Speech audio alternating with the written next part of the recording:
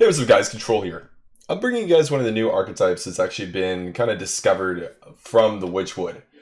And as surprising it is, it's just even Shaman. It seems kind of weird, that you would cut cards like Tunnel Trog from your deck, Feral Spirits, just, Lava Burst, Lightning Bolt, cards like that in fast Shaman decks to be able to have a 1-mana hero power. But actually in this deck, it works out kind of well just because you can play really hard for board. And with the 1-mana hero power, it almost allows you to actually play for like a mid-range style. This is more of a fast mid-range style is what I would call it. But you can definitely play for a little bit more of a mid-game than you can in traditional aggro Shaman with this deck. The top end, like Thing from Below and Sea Giant, which actually are almost never more than like 4 or 5 mana in this deck. Sea Giant at least. Thing from Below is almost always like 3 or less, which is really sweet because of the 1-mana hero power. Then Eye is kind of like your true most expensive card for the most part, but it's pretty sweet. You get double Spellbreaker in there and double Devolve to deal with all the big taunts from Warlocks and stuff and Big Priest. And then you just got a good solid curve of aggressive overstated minions like Totem Golem and 4-mana 7/7. And the Jade package as well, which is really sweet. It's super nice and even Shaman. You can fit in the key 5 Jade cards because those are really strong and fast Shaman decks with the double claws, double lightning, and yeah. Anyways, this deck's pretty cool. It doesn't look that good on paper, I'll tell you guys that much. But when you play with it, it is fairly strong.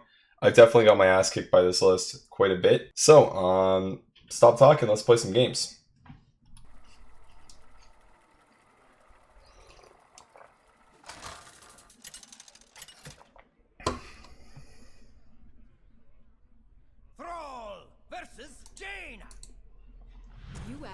What a cool name.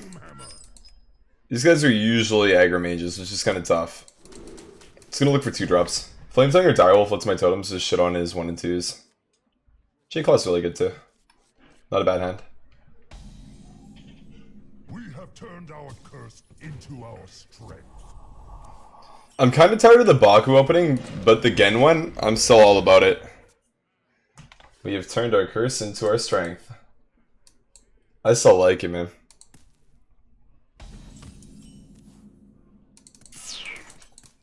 Just play the Flametongue go face. It's aggressive. Can Hero Power plus Direwolf make this to the 3-2 next turn? Pretty good. It's kind of interesting how that early game pans out on this list. Frostbolt, it's fine.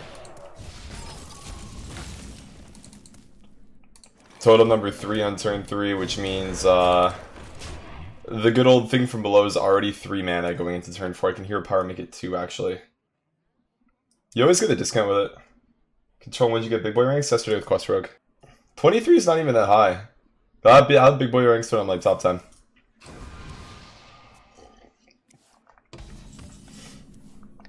Lightning. So here I actually don't want to just pass like Jade Claw's Hero Power, so I'm going to play Shredder and pass.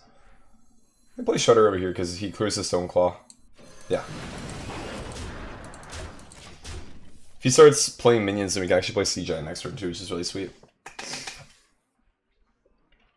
Play Sea Giant on 5, then we can clear Doomsayer on 6 with Crackle plus Lightning, or Claws plus Lightning if the Spell Power Totem's still alive. But it looks like he's playing like Exodia. So actually with Frostbolt, no. Like I guess it's a really slow Temple Mage deck then. Or like Secret Mage or something, I don't know. It's a very bad start for him though. Maybe Burn Mage? Flametongue's really good.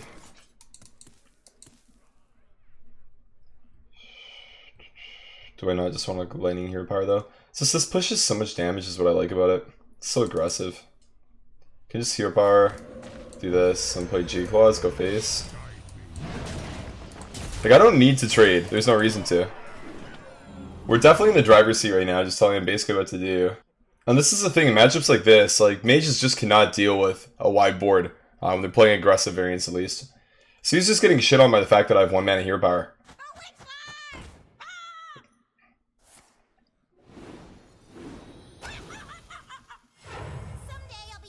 Okay. Yeah, it's a play. It's a wide board. 1, 2. It's gonna be game cell, but it's a what? Actually, is it? It's not guaranteed to be game, is it? Because if I have to swing, then it's 7 plus 4. Yeah, so it's not always game. We can do this first and play these two. Oh, I mean that's looking like game to me. It's actually the only outcome that I actually won with. Sorry. Good game. I like how we had the Sea Giants too, just, you know, for extra board control, extra dominance.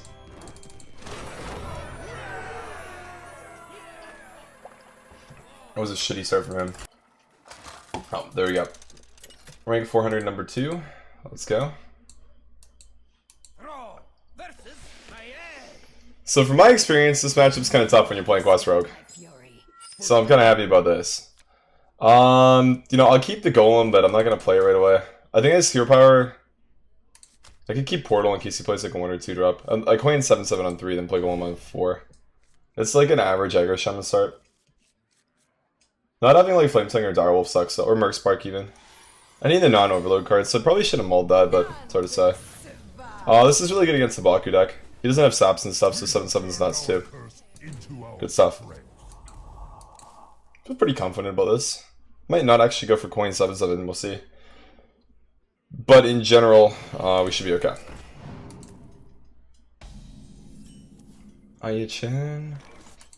I could even just coin the Golem. His dagger doesn't clear right away. It's a little bit slow, so then I would play Hero Power, then Hero Power Portal. Hail, friend. I wonder. It's probably not that bad.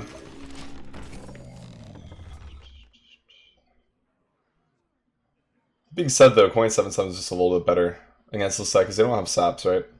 Thing is though, if I don't do this, then I might fall behind on board, and if I fall behind on board, then I'm fucked. Because I have to roll Spell Power with Maelstrom to bounce back, and that's not going to happen a lot.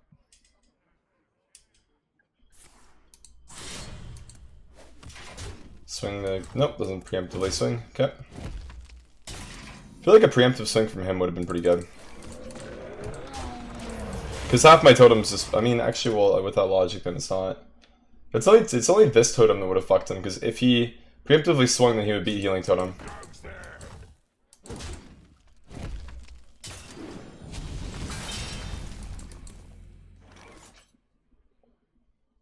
Well, let's just shoot the 3 with the Crackle. Okay, there we go.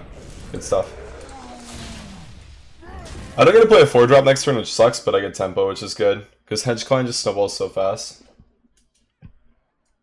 You can't, it's one of those cards where if you can't deal with it, you're just screwed. And still, like, he'll just Hero Power swing into this, but then I still get a Hero Power and Portal next turn. We know that he has Firefly. Beyond that, he could just, like, SI7 Agent, but he doesn't clear the Totem Golem, so it's not very good. Because play is just awkward here as far as I can tell. Because of the way that he just went face to the dagger randomly. It's almost always right in slow matchups to do that, but in aggro mirrors, it's honestly stupid. And this is like effectively just an aggro mirror. Because we're both, like, he's playing like a straight aggro deck. My deck is like aggro-y, mid-rangey. Definitely lays more on the spectrum towards the aggro side though with how it plays. You just have some heavier top end cards, that's all. Your Power Deadly. If you have it, you have to play it. Like a deckhand or something, like you just, yeah, exactly, you just to do shit. Play the 1/2, it's fine. No big deal. Spellbreaker, sorry, Portal first because you have like a lowly Squire and stuff. Just good ordering for that. Next turn's, I don't want to say it's almost always going to be 7/7 because 7/7 is actually awkward. It might just be Jade Lightning. He's never going to swing the 0/2, so if you play something with 4 or 5 health, then I probably will just Jade Lightning reactively, and then go for Aya. And I might just couple 7/7 with like a Spellbreaker on turn 8, is how this game might be penning it. But I just like getting Aya down because she's so powerful. That's how I feel about that, at least. It's just kind of weird because like the Overload fucks you, man. And like, yeah, I have follow plays, but they're not that good. Actually, they're fine, but it's just like, I don't know. If he does that and that's just like Hero Powers again, yeah, I'm just gonna Lightning, like it's whatever. Clear his minion, develop a 1/1. For him, the weirdest thing is my board being wide is so bad for him because I just have so many cards that synergize with the board. Because if I have like 4 minions that are all shit and then I draw a Flame Tongue, I just trade down, man. I get value from my shit cards and he just loses a mid-sized minion. Which means that he basically just loses. Okay. Direwolf isn't that good because we can't actually trade all the way down. Good to draw though. That's like the interesting thing about Direwolf is we can full trade the Henge Clan and then we get a draw too. And I kind of like that. I feel like in most cases, like whatever we draw is gonna be good. Anything that's 2 is good. Second Direwolf is really good. I probably want to totem first for Stoneclaw.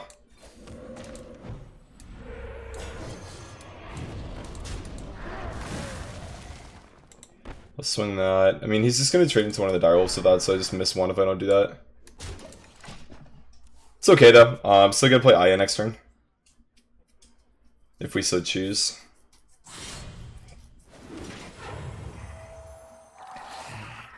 That's funny. Lily Squire is interesting. It's one of the cards that I tested a little bit, but I just didn't really find that good in Odd Paladin. I could also just Lightning Hero Power. It's kind of interesting how slow you can play these games as well. Because Aya just dies. I think that I do just Hero Power Lightning. The Hero Power because Stoneclaw with Taunt's really good. First, and then I do that. My hand, it just represents so much value though, I really like it. Because I don't feel like I'm going to lose to his deck, because his top end is just so much weaker than mine. It's basically like the second I pick up Thing from Below, the game's just done. Because he just can't do anything into it. Swings. Swarmer number 2. Engaging card, not worth it in the deck though. It's like a funny inclusion, but it's not a good one. Think I'm just gonna Lightning Golem Hero Power. It's kind of weird because then I can't double 4 though. And I might just want to double 4. Yeah, let's just double 4. It's good. Again, no Sap, no Vanish in that deck because they play Odd. He'll probably use like the Cold Blood or something that's over here now. Just one of those situational cards that's really clunky that he can't play. Owl, it's same shit. Still a 3/5, so it doesn't matter. The Vile Spine. Cool. Swings the 2/2. Yeah, good stuff. Gonna attack with that. And this is like his last ditch effort to fight for board here. Which, I mean, I respect it, dude. It's cool. Like, I mean, you gotta do what you gotta do, right? Swing to the 3/4, play 7/7. He can clear the 7/7 on board. But, I mean, if he's committing to do that, he's never winning. I finished the cool things to say for resubs. Just gonna say I love your stream control. Thank you so much, man. Appreciate it. Hope you're having a great day, dude. Thank you for the 9, man. Appreciate it. Control filler 1, buddy. Glad you like the stream, dude. My only out here is Crackle as far as winning. I can just play defensively and win though. It's not that tough. Push it 6 more. I'm at 11. Kind of scary, and that's just guaranteed lethal. Sometimes I'm good. It would have been a little bit more interesting if I had to, like, you know, do some devolved shenanigans there, but I think the end result is we just win. Can we get the next W and get top 10 with even Shaman, guys?